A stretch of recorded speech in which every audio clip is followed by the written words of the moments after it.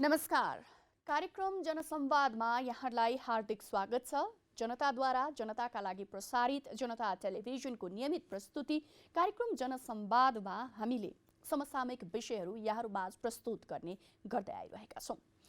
यसै क्रममा हाम्रो सरकारले भ्रष्टाचार विरुद्ध शून्य सहनशीलताको नीति लिएको भनेर हामी सुनिरहन्छौँ। बारम्बार यो हरेक सरकारले लगभग यो वाक्यलाई दोहोर्याइरहने कुराहरू हामीलाई थाहा नै छ र यसपटकको नेपाल सरकारको नीति पनि म भ्रष्टाचार गर्दिन लगायत थुप्रै कुराहरू आए पनि तर यी तमाम भनाइहरू एकातिर व्यवहारिक पक्ष हेर्ने हो भनेदेखि नेपालमा भ्रष्टाचार दिन प्रतिदिन बढ्दो अवस्थामा रहेको छ र पछिल्लो केही आँकडाहरूका अनुसार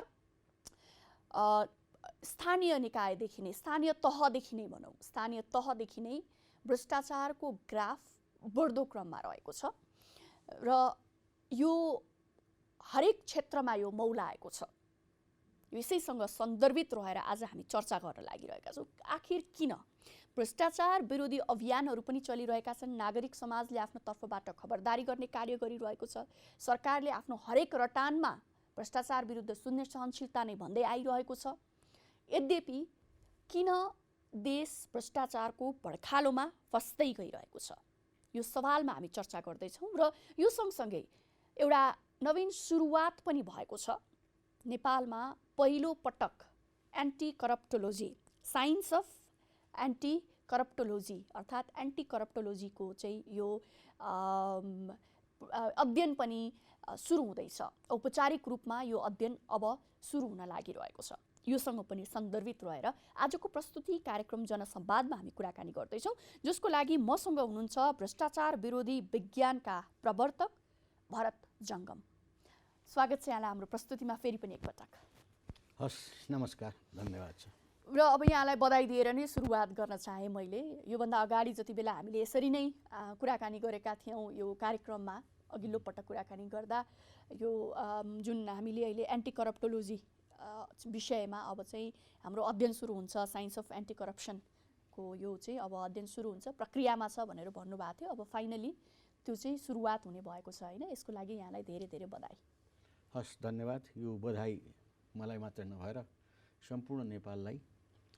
र यो भ्रष्टाचारको चाहिँ नि मतलब के भने यो जुन बढाउने कार्य राजनीतिक क्षेत्रबाट भयो, नेतागणबाट भयो र सत्तामा पुगेका मान्छेहरूबाट भयो र तिनको कारणले गर्दा पनि यो भएको हुनाले तिनलाई पनि धन्यवाद छ। यदि यिनीहरूले मतलब बढी भ्रष्टाचार नगरेको भए, संस्थागत रूपमा भ्रष्टाचार नगरेको भए, यो देश दलदलमा भ्रष्टाचार दलदलमा फसाउने काम नगरेको भए सायद म त्यति रियाक्ट हुन्न थिएँ होला, त्यति चिन्तित हुन्न थिएँ होला। अनि त्यसपछि मैले विश्वको अन्य चाहिँ देशको पनि भ्रष्टाचारलाई अध्ययन गर्ने मौका पाएँ। नेपालकै भ्रष्टाचारको दलदलबाट चाहिँ मतलब के भने भ्रष्टाचारको अध्ययन सुरु गरेँ मैले। र त्यसको परिणाम के आयो भने अब भ्रष्टाचार विरुद्धका विषय, निराकरणका विषय पठन पाठनमा ल्याउनुपर्छ, युनिभर्सिटीमा, कलेजमा, स्कुलमा ल्याउनुपर्छ, अन्यथा यो भ्रष्टाचारले हामीलाई सम्पूर्ण मानवलाई नै समाप्त गर्छ भन्ने जो म फिल भयो।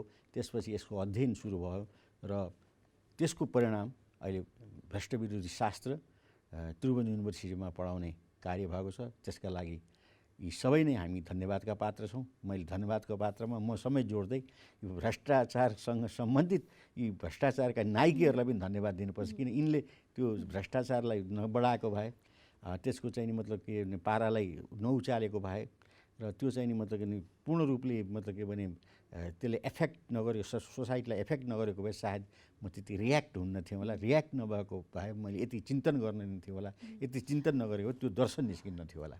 तपाईँले यसो भनिरहँदाखेरि नि जस्तो वर्षौँदेखि अध्ययन पनि गरिरहनु भएको छ र अब हरेक सरकारले प्रायः जसो भ्रष्टाचार विरुद्ध शून्य सहनशीलता भन्ने किसिमको नाराहरू ल्याइरहेको अवस्थामा हामी भ्रष्टाचार गर्दैनौँ। अहिलेको सरकारको त अब हरेक मन्त्रालयमा पनि होइन टाँसियो, कमिटमेन्ट गर्न लगाइयो, थुप्रै कुराहरू भयो।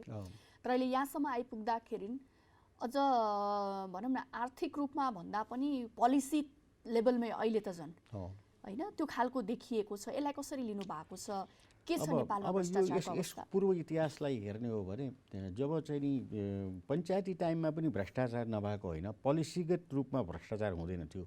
कमिसनको लेनदेन हुन्थ्यो, मन्त्रीहरूले आफ्नो सचिवहरू भर्ना गर्दा अथवा मन्त्रीहरूले चाहिँ नि मतलब कुनै योजनाहरू पास गर्दा केही भ्रष्टाचार हुन्थे, तर यस्तो भ्रष्टाचार हुँदैन थियो जुन भ्रष्टाचार अहिले हामीले देखेका छौँ। र पञ्चायती टाइममा त्यो भयो, त्यसपछि 47-48मा जब प्रजातन्त्र आयो त्यसपछि भ्रष्टाचारको चाहिँ नि बिगबिगी चल्न थाल्यो र भ्रष्टाचारका अब त्यतिखेरै तपाईँको यो पेजेरो काण्डहरू मतलब के भने सांसदहरूलाई फ्री अफ कस्ट चाहिँ नि तपाईँको चाहिँ नि भन्सार नलिकन गाडीहरू भित्राउन दिने, अनि तपाईँको चाहिँ औषधि उपचारको खर्चहरू दिने गर्दा गर्दा तपाईँको चाहिँ त्यहाँ सुरु भयो भ्रष्टाचारको चाहिँ नि कार्य। प्रजातन्त्र पश्चात चाहिँ अलिक तीव्र रूपमा चाहिँ नि मतलब विकसित हुँदै गयो।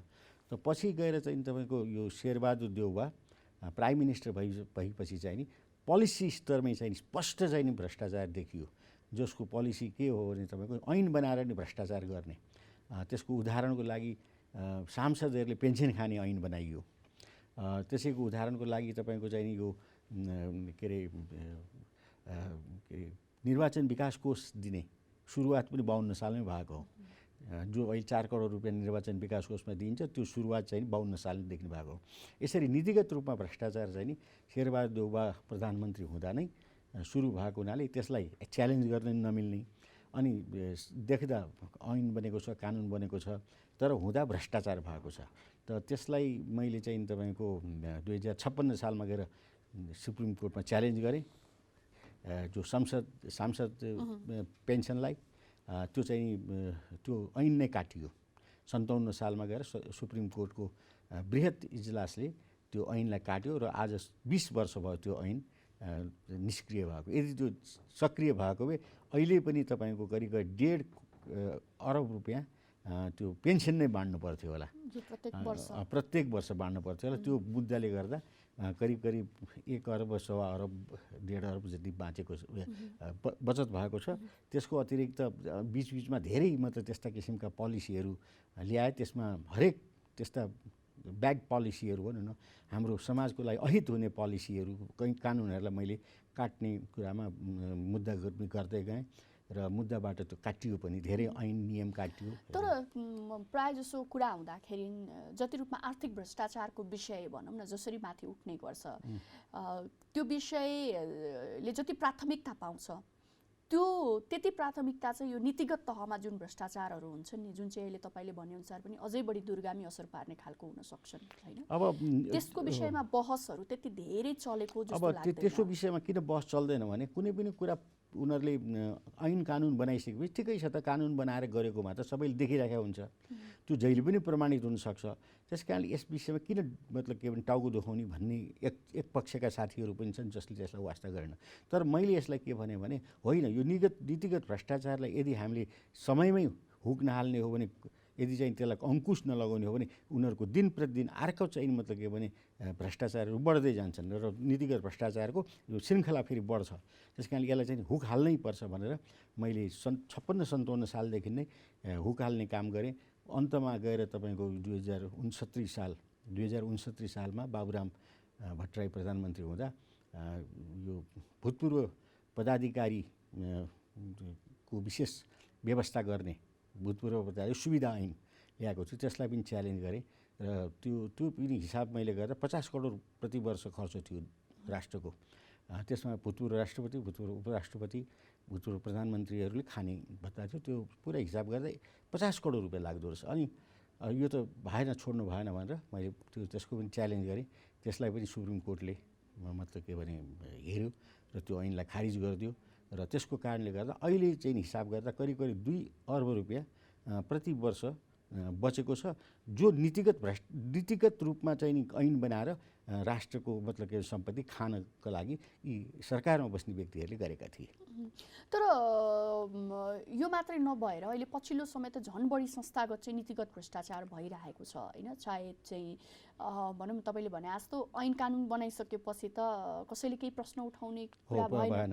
त्यो कारणले गर्दाखेरि पहिलोबाट नै कहीँ केही गर्नु छ भने ऐन कानुनमा परिवर्तन ल्याइदिने त्यो त्यो त्यो यो त्यो चलन त एकदमै बढिरहेछ पछि त्यो चलन बढेको छ। जस्तो एउटा उदाहरणको लागि श्री 5 वीरेन्द्र को चाहिँ देहावसानपछि सम्पूर्ण चाहिँ नि यो नारायटीको र महाराज धेरासँग सम्बन्धित सम्पत्तिहरूलाई नेपाल ट्रस्टमा परिणत गर्ने कानुन बनाए। त्यो कानुन बनाएपछि त अब मान्नु पर्यो सबैले। त्यो कानुन बनाए। अब कानुन बनाएर चाहिँ नि समितिमा को राखियो भने मन्त्री या प्रधानमन्त्रीलाई अध्यक्ष बनाउने या चाहिँ नि मतलब के भने कर्मचारीहरू राख्ने, सदस्यहरू नेपाल सरकारले मन गर्ने। अब त्यसले चाहिँ मन पर्दो किसिमबाट त्यो त्यो नेपाल ट्रस्टको सम्पत्तिहरू हिनामिना गरेको हामीले देख्यौँ। त्यो नीतिगत भ्रष्टाचार हो। जस्तो अब मतलब हो न यो गोकर्ण रिसोर्टलाई दिएको थियो। अब गोकर्ण रिसोर्टको चाहिँ नि म्याद सकिन्थ्यो 2082 सालमा। अहिले 2076 सालमै योभन्दा अगाडि वर्ष 25 वर्षको लागि फेरि चाहिँ मतलब लिज चाहिँ नि बदलियो। त्यस्तै दरबार अगाडिको चाहिँ त्यो मतलब जग्गा थियो, एकदम मूल्यवान जग्गा जसको 1 आना जमिनको 3-4 करोड रुपियाँ पर्थ्यो। त्यो जमिन चाहिँ अहिले चाहिँ एउटा त्यही यति समूहलाई दियो। अब त्यस्तै तपाईँको चाहिँ ताछलको जग्गा छ, त्यस्तै कालीमाटीको जग्गा छ, त्यस्तै भरतपुरको जग्गा छ। यी सबै जग्गाहरू चाहिँ मतलब के भने हिनामिना भएको छ नीतिगत भ्रष्टाचारद्वारा। ठाडै भ्रष्टाचार गरेको नदेखिने, भाडा लिएको देखिने, लिजमा दिएको देखिने, तर ठुलो भ्रष्टाचार चाहिँ नि हुने, जसले गर्दा पार्टीहरूलाई अरबौं रुपियाँ त्यो जो ठेक्का लिन्छ, जसले भाडामा लिएको छ त्यसले दिने। त्यो किसिमको भ्रष्टाचार पनि बढ्यो। अब यो तपाईँको चाहिँ नि नीतिगत भ्रष्टाचार भने मन्त्री परिषदको निर्णयद्वारा औषधि किन्नेमा ओम्नीको चाहिँ नि काण्ड हामीले सुनेकै छौँ, देखेकै छौँ। त्यस्तै तपाईँको यो के अरे वाइट बडीको चाहिँ नि मतलब के भने जुन प्लेन आयो त्यसमा नेपाल सरकार बसेर के अरे जमानी बसेर कर्मचारी सञ्चय कोष र नागरिक लगानी कोषबाट पैसा दिलाइयो 14 अर्ब रुपियाँ। अब त्यो 14 अर्बको अहिले ब्याज तिर्न सक्ने अवस्थामा निगम छैन, तर निगम अहिले टाट पल्टिने अवस्थामा छ। निगममाथि पुरा हस्तक्षेप भएको छ सरकारको। यति समूहको 2 जना चाहिँ मतलब निर्देशक लगाएर चाहिँ निर्देशकमा चाहिँ भर्ना गरिएको छ। अब यसबाट के हुन्छ भने अब बिस्तारै यति समूहले त्यो निगमलाई खाओस् भन्ने किसिमको नीति बनाइदियो। किनभने त्यहाँ ठाडै लगेर दिएको छैन नेपाल सरकारले, तर ठाडै दिने किसिमको वातावरण भने यो नीतिगत भ्रष्टाचार हो। जस्तो त्यहाँ चाहिँ नि अब आफ्नो मान्छे लगेर अध्यक्ष बनाइदियो। यस्तो किसिमको भ्रष्टाचारले त झन् दूरगामी असर पार्यो। एकदम दूरगामी असर पार्छ, एकदम दूरगामी असर पार्छ। जस्तो अहिले तपाईँको चाहिँ 2टा प्लेन ग्राउन्डेड थियो वायु सेवा निगमको, चिनिया प्लेन। अब त्यो चाहिँ नि मतलब के हिमालय प्लेनलाई दिने चाहिँ नि अहिले फेरि यिनीहरूको पोलिसी बन्दैछ। त अब हिमालय एयर कसको हो त भन्दाखेरि यति समूहको। यति एयर कसको हो? यति समूहको हो। त यसरी मतलब के भने एउटा समूहलाई मात्र पोस्नको लागि नीतिगत रूपमा यिनीहरूले कार्यान्वयन गर्ने र कार्य गरेर भ्रष्टाचार गर्ने कार्य गरेछ। यो चाहिँ वास्तवमा तुरुन्तै हटाउनु पर्ने अवस्था छ। नीतिगत भ्रष्टाचारले त एकदम दूरगामी असर पनि पार्छ, धेरै क्षय गर्छ, धेरै नोक्सान गर्छ। अब निगम 2019 साल तत्कालीन रोयल नेपाल वायु सेवा निगम भनौँ न, रोयल नेपाल एयरलाइन्स र पछि प्रजातन्त्रपछि रोयल निकालेर नेपाल मात्र रह्यो। त्यो तपाईँको 13 साल 14 सालदेखि चलेको हो। र वायु सेवा निगम, शाही वायु सेवा निगम 2019 ऐन नै आयो भने आज तपाईँको त्यो ऐन आउनखेरि भर्खरै चाहिँ तपाईँको चाहिँ के अरे थाई एयरलाइन्स सुरु भएको थियो। त थाई एयरलाइन्स र रोयल नेपाल एयरलाइन्स एकैचोटि स्टार्ट भएको। आज रोयल नेपाल एयरलाइन्स ऋणमा डुबेको छ। थाई एयरलाइन्स चाहिँ विश्वभरि नै चाहिँ तपाईँको उसको आफ्नो प्लेनहरू चलिरहेको छ। योभन्दा पछाडिको बङ्गलादेश एयरलाइन्स, इभन बङ्गलादेश एयरलाइन्सले धेरै चाहिँ नि मतलब के भने प्रगति गरिसक्यो, जबकि रोयल नेपाल एयरलाइन्स समाप्त भयो। त्यो रोयल नेपाल एयरलाइन्स फेरि कहिले समाप्त भयो भन्दाखेरि 46 सालपछि त्यहाँभन्दा अगाडि राम्रो थियो। भन्नाले के रहेछ त भने यो प्रजातन्त्रमा जति पनि मान्छेहरू आए, पार्टीको नाउँबाट नेता बन्न आए, जनताको प्रतिनिधि हुँ भन्ने आए, यिनले चाहिँ मतलब भ्रष्टाचार गर्ने नीतिगत कार्य गरे, जसको कारणले गर्दा यस्ता देशका गौरवहरू र सम्पत्तिहरू जनप्रतिनिधिको कुराहरू त भयो होइन। जनप्रतिनिधिले जो सरकारमा आयो, जो सत्तामा आयो, उसले नीतिगत रूपमा चाहिँ भ्रष्टाचार गर्नको लागि त्यो किसिमको वातावरण तयार पारिहाल्यो भन्नुभयो होइन। त तर त्यो त्यति बेला मात्रै सम्भव हुन्छ जति बेला हामी स्थायी सरकार भनेर त ब्युरोक्रेसीलाई भन्छौँ। फेरि ब्युरोक्रेसीको साथ बिना त्यो सम्भव होला? अब ब्युरोक्रेसी नै अहिले कस्तो कठपुतली जस्तो भइसक्यो। नेपालको ब्युरोक्रेसीमा हुनुपर्ने गुण वास्तवमा भनौँ भने 10% पनि छैन, 90% छैन। जस्तो भारतमा ब्युरोक्रेसी बडो बलियो छ, यति बलियो छ कि कहिलेकाहीँ प्रधानमन्त्री मोदीले भनेको कुरा त्यहाँको चाहिँ नि मतलब के सचिवले नटेर्न सक्छ। उसले के भन्छ भने डाइरेक्ट नटेर्ने होइन, उसले पोलिसी देखाइदिन्छ। यो हाम्रो इन्डियन कन्टिनेन्टलको पोलिसी हो प्रधानमन्त्रीजी, यो गर्दा यस्तो यस्तो किसिमको चाहिँ असर पर्न सक्छ, यो नगर्दा बेस हुन्छ भनेर उसले सम्झाइदिन्छ। ओहो हो र, ल नगर त्यसो भए, होइन जेसुकै होस्, भताभुङ्ग होस्, म गर्छु भन्न सक्ने ताकत छ। अब यहाँ त कस्तो छ भने जेसुकै होस् मिलाएर ल्याऊ भनेर सचिवलाई चाहिँ अराउँछ मन्त्रीले, अनि मिलाएन भने त्यो सचिव जसरी हुन्छ सारिदिन्छ उसले, अनि आफ्नो अनुकूल सचिव ल्याउँछ। अनि अटोमेटिक चाहिँ ब्युरोक्रेसी त निर्बल भयो। अब सचिव नै मतलब मन्त्रालयको नायकी हो, हेड हो। अब सचिव नै मतलब के भने कठपुतली ल्याएर राखिदिइसकेपछि मन्त्रीले, अब त्यो तल्लो तहको सेक्सन अफिसर, उपसचिव, सहसचिव त सबै चाहिँ पङ्गु भएनन्। त्यो छ कि अहिले। अब तर त्यसको लागि पनि त कहीँ न कहीँ ब्युरोक्रेसी आफै पनि त दोषी छ नि त। ऊ आफै बलियो हुन होइन, सक्नुपर्छ। अहिले ब्युरोक्रेसीको माइबापै छैन यहाँ। ब्युरोक्रेसीलाई तपाईँको एक ठाउँबाट अर्को ठाउँमा सार्दा मलाई नसारियोस् भनेर भन्ने ठाउँै छैन। सुनाउने कहाँ? राष्ट्रपतिले सुन्दैनन्, होइन, देउताले बोल्दैनन्, राजा छैनन्। अब यी नेताभन्दा ठुला कोही पनि छैनन्। यी त संविधानभन्दा माथि, होइन, यी त देउताभन्दा माथि। ब्युरोक्रेसी यस्तो पनि हो कि जस्तो बिचमा त ब्युरोक्रेसीले नै देशलाई लिड गर्ने अवस्था पनि आयो नि त। छैन, बिचमा आयो नि त। जस्तो खिलराज रेग्मी हुँदाखेरिको कुरा गर्ने हो भनेदेखि कहीँ न कहीँ ब्युरोक्रेट्सहरू चाहिँ ठाउँमा आयो। त्यो किसिमको अवस्था हुँदाखेरि अहिले ब्युरोक्रेसीभित्र पनि कहीँ न कहीँ कतैसँग नजिक भएर रहिरहँदाखेरि अथवा जति पनि भ्रष्टाचारमा पनि यदि सहयोग गरियो भने भोलि आफू पनि त्यस्तै कुनै ठाउँमा पुग्न सकिन्छ कि भन्ने खालको पनि हो। अब खिलराजको तपाईँले कुरा ल्याउँदाखेरि खिलराजको चाहिँ मतलब के भने मन्त्री परिषदको अध्यक्ष भएको चाहिँ नि यिनका मतलब के भने इच्छाले गरेको होइन। त्यस कारणले चाहिँ त्यो खिलराजको टाइम त्यो एउटा नजिर बनिसकेपछि त्यो नजिर बन्यो र अहिलेको अवस्था मैले त्यो बेलामा त्यसलाई लिङ्क गर्न खोजेको चाहिँ के कारण हो भने त्यो एउटा नजिर बन्यो त्यतिखेरको आवश्यकताको हिसाबले, होइन। तर त्यो नजिर बनिसकेपछि अब झन् खुल्ला के भयो भने अब चाहिँ झन् त्यसपछि त अब पार्टीगत रूपमा तपाईँ त्यो नजिर भन्नुहुन्छ भने अहिले प्राइम मिनिस्टरले जुन दिन चाहिँ संसद विघटन गर्यो र अब काम चलाउ सरकार छ, उसले किन चाहिँ त्यो किसिमको नजिर कायम गरेनन् त? जो खिल रेग्मी आएका थिए उनले पनि त अहिले स्वतन्त्र चाहिँ मतलब के भने एउटा सरकार गठन गरेर चुनाव यसले गर्छ भनेर भनिदिएको भए यिनी महान हुन्थे, होइन? नजिर त रहेन त। नजिर भने के? हिजो गरेको कुरा त्यो रहन सक्ने सम्भावना के छ? अब यसमा कुरा आइसकेको कसरी आउँछ? अहिले आउने कुरै छैन नि। अहिले त पुरा चाहिँ मतलब के भने हस्तक्षेप गरिसके केपी ओलीले। त्यो नजिक त रहेन। त्यो त चान्सले भारतीय दबाबबाट आएको एउटा सानो घटना थियो, जो घटनासँग म पनि सम्बन्धित छु। म किन सम्बन्धित छु भने मैले नै संविधान सभा विघटन हुनुपर्छ भनेर मैले मुद्दा दायर गरे हो। मैले मुद्दा दायर गरेँ, खिलराजी प्रधान न्यायाधीश हुनुहुन्थ्यो, म वकिल थिएँ, जसको कारणले गर्दा उहाँले चाहिँ मतलब के भने यो दिनभित्र यदि संविधान नबने खारिज गर्नुपर्छ भनेर उहाँले भन्नु, खारिज भयो। यसको मतलब के भने मसँग सम्बन्धित भयो भने यो कुरो मलाई पूर्ण जानकारी छ। र खिलराजजीलाई चाहिँ मतलब के भने तपाईँले अहिले बिचमा जुन भन्नुभयो नि, अब दबावको कुरा गर्नुभयो, भारतीय दबावको कुरा, त्यो बेलाको कुरा गर्नुभयो।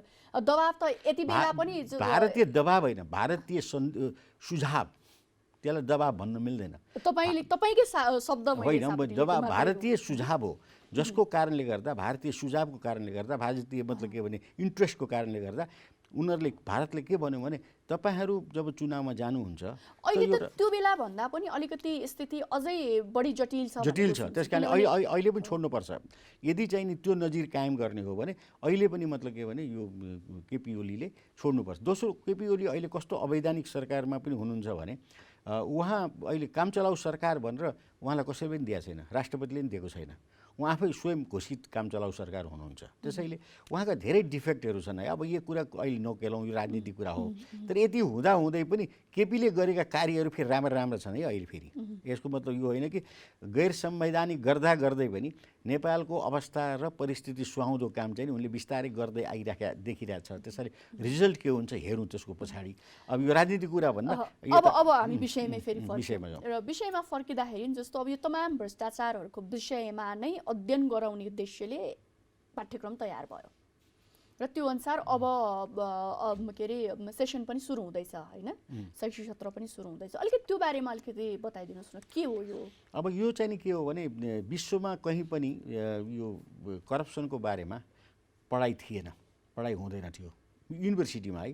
अब इन्स्टिट्युसनहरूमा चाहिँ नि हुन्थ्यो, अहिले पनि छ हङकङमा र चाहिँ नि तपाईँको उसमा के अरे नेदरल्यान्डमा पनि। मतलब के भने यो यसको पढाइ नभएको होइन, हुन्छ, तर इन्स्टिट्युसनहरूले गर्ने, युनिभर्सिटी लेभलमा थिएन। तर युनिभर्सिटी लेभलमा चाहिँ यो विश्वको पहिलो युनिभर्सिटी हुन्छ जो त्रिभुवन युनिभर्सिटीले अहिले एमए क्लास खोल्दैछ। यही अप्रिलदेखि सेसन सुरु हुने गरिकन खोलेको छ। त्यसमा good governance and anti corruption studies भनेको छ, असल शासन र भ्रष्टाचार विरुद्धी अध्यापन। र त्यसमा कुनै पनि स्नातक भएको विद्यार्थी त्यहाँ गएर भर्ना हुनसक्छ। त्यो स्नातक चाहे त्यो मेकानिकल इन्जिनियर होस्, चाहे इन्जिनियर होस्, सिभिल इन्जिनियर होस्, डक्टर्स होस्, अथवा चाहिँ नि मतलब के भने बिए पास गरेको हुनुपर्यो, स्नातक हुनुपर्यो। र स्नातक भइसकेपछि शास्त्री पास गरेको पनि हुन्छ। स्नातक लेभल पास गरेकोलाई एमएमा डाइरेक्ट चाहिँ लिने र त्यो 4 सेमिस्टरमा त्यसलाई चाहिँ विभाजन गरिएको छ र 2 वर्षको कोर्स गरिएको छ। त्यसमा 63 क्रेडिट आवरको पढाइ हुन्छ र अब यो निकट भविष्यमा नै पढाइ हुने भएको हुनाले त्यसमा एन्टी करप्सन एकाडेमी र त्रिभुवन युनिभर्सिटीको संयुक्त प्रयासमा त्यसको सिलेबसहरू पनि बनिसक्यो र अब पठन पाठन चाहिँ सुरु गर्नको लागि त्यहाँ डिपार्टमेन्ट पनि खुल्यो। डिपार्टमेन्टमा चाहिँ नि यो डाक्टर योगेश रञ्जित कोअर्डिनेटर खटिनु भएको छ। उहाँको हाम्रो मिटिङ पनि हुँदैछ र अब निकट भविष्यमा नै हामी एडभर्टाइज गर्छौँ कि विज्ञापन गर्छौँ कि हामीलाई विद्यार्थी चाहियो। र मैले यहाँबाट पनि के अनुरोध गर्छु भने कुनै पनि स्नातक उत्तीर्ण व्यक्ति अथवा एमए पास गर्नुभएको व्यक्ति, अर्को विषयमा एमए पास गर्नुभएको व्यक्तिले आएर चाहिँ नि तपाईँ जोइन गर्न सक्नुहुन्छ। हामीले फिसलाई पनि त्रिभुवन युनिभर्सिटीले बहुत कम राखेको छ, जम्मा 36,000 प्रति सेमिस्टर मात्रै हो, नोमिनल राखेको छ। र अब स्कुल लेभलमा तिर्ने पैसा नै स्नातकोत्तरमा राख्ने चाहिँ नि निर्णय भएर त्यहाँको डिपार्टमेन्टले त्यो निर्णय गरेको छ। त्यस कारणले म आह्वान गर्छु तपाईँहरू जो इन्जिनियर हुनुहुन्छ या डक्टर हुनुहुन्छ वा मतलब अरू कार्यमा मतलब के संलग्न हुनुहुन्छ, बिबिएस गर्नुभएको छ, एमबिए अथवा चाहिँ नि एमए गर्नुभएको छ, तपाईँहरू आउनुहोस् र यो नयाँ विषय हो, नौलो विषय हो।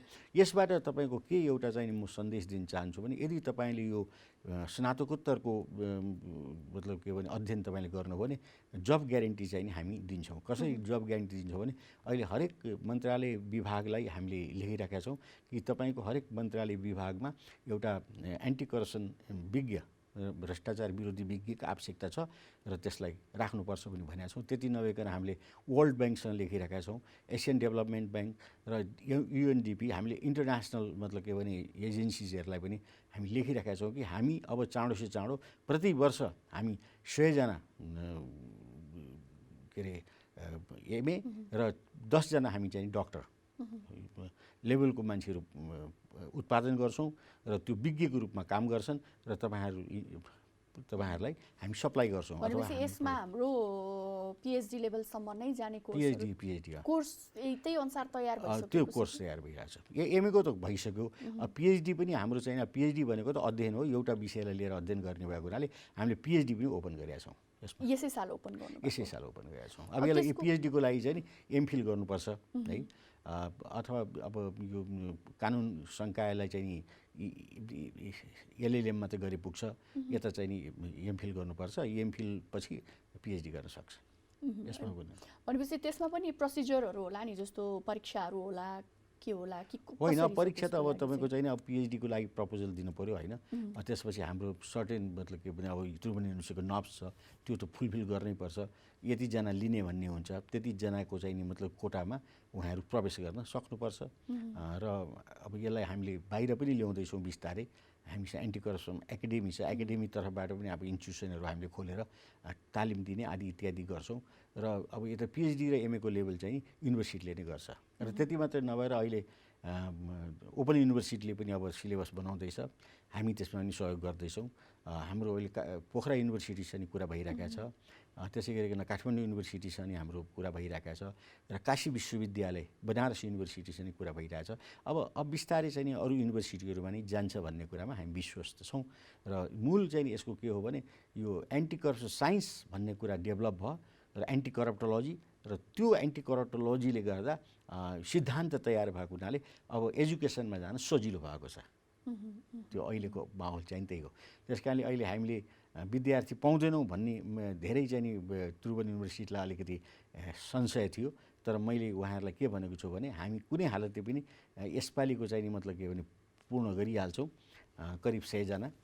त्यसपछि भएन भने अनि देखा जाएगा भनेर चाहिँ नि हामीले चाहिँ नि गरेका छौँ। र अब प्रचार प्रसार विज्ञापन आदि इत्यादि पनि हुन्छ। अब तपाईँकै चाहिँ अहिले यो जनता टिभीको माध्यमद्वारा धेरै मान्छेले सुन्नुहुन्छ र पछि हामीसँग यो सम्पर्क। पढ्दाखेरि जस्तो तपाईँले भन्नुभयो जब ग्यारेन्टीको कुराहरू गर्नुभयो। अब अहिले बेरोजगारको अवस्था पनि थुप्रै छ, र स्थिति यस्तोसम्म छ कि कतिजना पढेरै मात्रै बसिरहेको पनि देखिन्छ होइन। कहीँ त अवसर पाइएला भन्ने हिसाबको त्यो पनि त्यो खालको जनशक्ति पनि देखिएको छ भन्दाखेरि यो विषयले विशेष, किनभने धेरै जसो विषयहरू हाम्रोमा छ र त्यो विषयहरू व्यावहारिक रूपमा लागू कति हुन्छन् भन्ने कुरा पनि एउटा महत्त्वपूर्ण पक्ष हो। र त्यो हिसाबले व्यावहारिक हिसाबले पनि लागू हुने गरेर सिलेबस तयार पारिएको छ कि छैन? किनभने अब विषय त यो अब जहाँ पनि चल्छ, पोलिसी लेभलमा जहाँ पनि यो चाहिने विषय चाहिन्छ भन्ने त छ।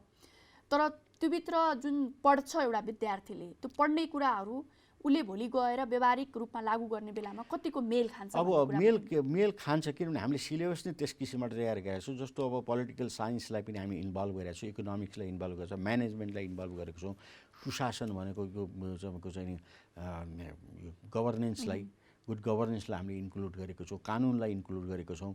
र एउटा प्रशासन चलाउनुको लागि के गर्नुपर्छ र कस्तो किसिमको प्रशासनिक काम कारबाही गर्दा चुस्त दुरुस्त हुन्छ र करप्सनलाई चाहिँ नियन्त्रण गर्ने सिस्टम डेभलप हुन्छ भन्ने विषयमा हामीले त्यहाँ पढाउँछौँ।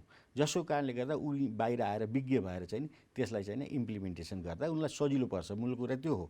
त्यसैले यो चाहिँ नयाँ विषय हो, नयाँ कोर्स हो। र यो कोर्स तयार भइसकेपछि अब नेपाल सरकारले पनि निश्चित रूपमा यसलाई ध्यान दिनुपर्छ। किनभने अहिले भ्रष्टाचारको बिगी छ। अब ऊ आफै भन्छ म भ्रष्टाचार गर्दिनँ, भ्रष्टाचार शून्य सहनशीलता। अब मेकानिजम नै छैन भ्रष्टाचार चाहिँ नियन्त्रण गर्ने। प्रधानमन्त्रीले चाहिँ शून्य सहनशीलता गर्छु भन्दैमा हुन्छ र? त्यही प्रधानमन्त्रीको वरपर भित्र बाहिर दायाँ बायाँ बस्ने मान्छे भ्रष्ट छन्। त त्यो सिस्टम प्रधानमन्त्रीकै कार्यालयमा त्यो चाहिँ नि मतलब के विज्ञ बस्यो भने उसले त खबरदारी गर्छ नि।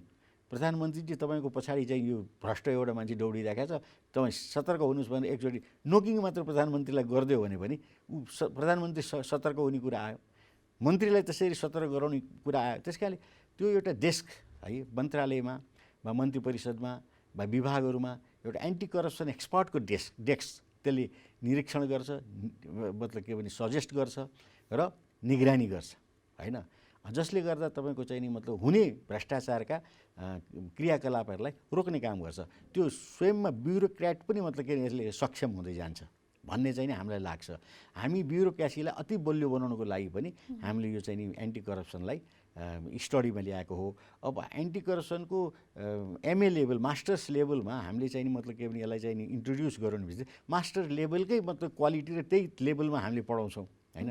त्यो विज्ञ, त्यो सोच्न सक्ने, त्यो हासिल गर्न सक्ने योग्यता भएको मान्छेलाई पढाउँछौँ। फेरि हामीले साधारण मतलब के भने मान्छेलाई पढाउने होइन भन्दाखेरि ऊ स्वयंमा स्नातक भइसकेका हुन्छ यही एउटा किसिममा स्नातकोत्तर गरिसकेका मान्छे आउँछ, जसले गर्दा ऊ एउटा लगभग क्वालिफाइड भइसकेका हुन्छ। हामीले टेक्निक मात्रै सिकाइदिने हो, प्रविधि मात्रै सिकाइदिने हो। यो मतलब के भने सिस्टमलाई यसरी नियन्त्रण हुन्छ, यसरी निरीक्षण हुन्छ, यसरी कन्ट्रोल हुन्छ, यसरी कन्ट्रोलिङ सिस्टम डेभलप गर्नुपर्छ भन्ने कुराको हामीले एजुकेसन दिन्छौँ। अर्को कुरा मलाई यहाँनिर के सोध्न मन लाग्यो भने नि यो विषय पहिलोपटक विश्वमै नेपालमा त्रिभुवन विश्वविद्यालयमा अब पढाइ हुँदैछ भनेर यहाँले भन्नुभयो होइन।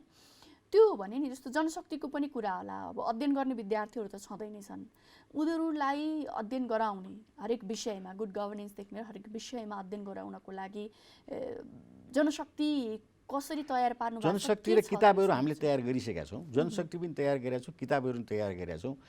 कति किताबहरू अझ लेख्न पनि बाँकी छ है। त्यो चाहिँ तपाईँको के हुन्छ भने कतिको मतलब विषयहरू यस्ता छन् जुन किताबै लेखिया छैन, त्यस्तो पनि विषय अहिले काठमाडौँ युनिभर्सिटीले पढाइरहेछ। मतलब यहीँको विषय युनिभर्सिटीले त्रिभुवन युनिभर्सिटीले पढाइरहेछ, अरू युनिभर्सिटीले पढाइरहेछन्।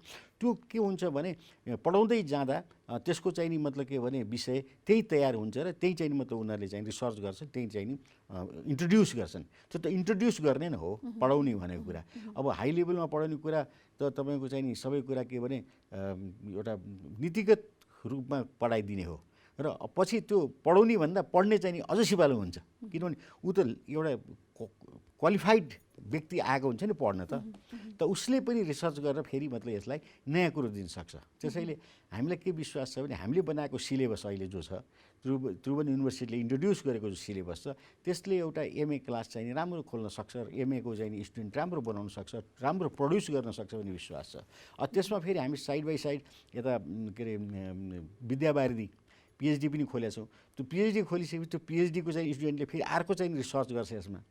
पोलिटिकल साइन्समा राजनैतिक पार्टीलाई भ्रष्टाचार मुक्त कसरी गर्ने भन्ने विषयमा एउटाले पिएचडी गरिदियो भनेदेखि त त्यसले इनसाइन आउट सबै राजनीतिक पार्टीको कुराहरू गर्छ र त्यसले चाहिँ राजनीतिक पार्टीको चाहिँ पारदर्शिता चुनावमा जाँदाखेरि उसले पैसा खर्च गर्ने नगर्ने, गर्नुपर्छ भने कसरी खर्च गर्ने र मतलब के भने टिकट दिँदाखेरि उसले पक्षपात गर्छ, पैसा लिएर पो टिकट दिन्छ कि त्यो चाहिँ नि मतलब मेकानिजमलाई कसरी कन्ट्रोल गर्ने भने अर्को रिसर्चरले फेरि रिसर्च गर्छ।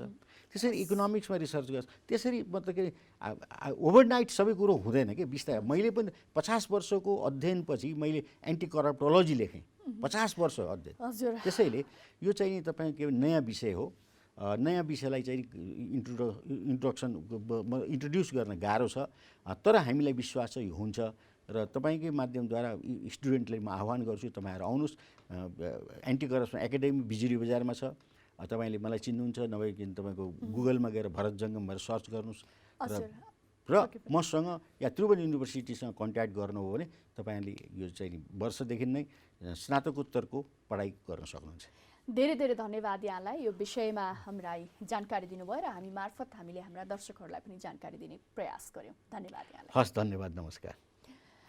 कार्यक्रम जनसंवादमा आज हामीले भ्रष्टाचार विरोधी अभियन्ता, भ्रष्टाचार विरोधी विज्ञानका प्रवर्तक भरत जङ्गमसँगको कुराकानी प्रस्तुत गऱ्यौँ र सुनिहाल्नुभयो। फेरि अर्को एउटा नयाँ विषय भ्रष्टाचार विरुद्धमा एउटा केही हुनसक्छ भन्ने आशाका साथ एउटा विषय साइन्स अफ एन्टी करप्सन, जसलाई हामी एन्टी करप्टोलोजी भन्छौँ, यो विषय त्रिभुवन विश्वविद्यालय अन्तर्गत पढ्न पाइने पनि भएको छ। इच्छुक हुनुहुन्छ भने तपाईँहरूले कोसिस पनि गर्न सक्नुहुन्छ र सबैको साथ रहेमा भ्रष्टाचारलाई शून्य बनाउन पक्कै पनि कोसिस गर्न सकिन्छ। त्यसको लागि सबैजनाले आफूले पनि आफ्नो तर्फबाट सायद जिम्मेवारी पुरा गर्नु महत्त्वपूर्ण कुरा हुन्छ। यही भन्दै आजको लागि प्रस्तुति कार्यक्रम जनसंवाद यति नै।